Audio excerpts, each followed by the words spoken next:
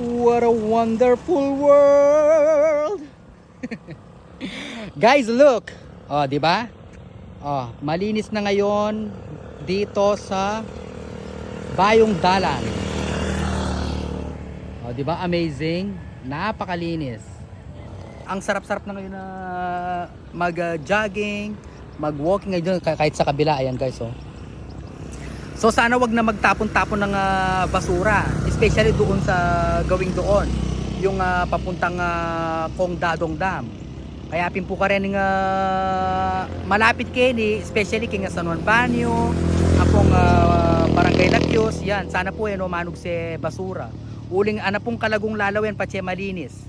Ne po, uling ngayon panahon na ini, uling libre na po yung pa mag-collectang basura. So sana isako tamong masalese at pagkatapos ipakolekta mo during the scheduled day na nimpamang mga basura. Hello, shout out.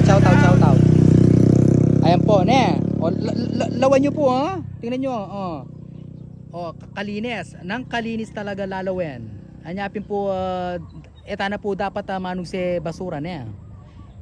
Kaya namong kahit ang designated pipagsem basura karon tapo mugse karata magsako-sako apo itang tanlati-late makanyan anang kalagong lalawan maka singap-singap kang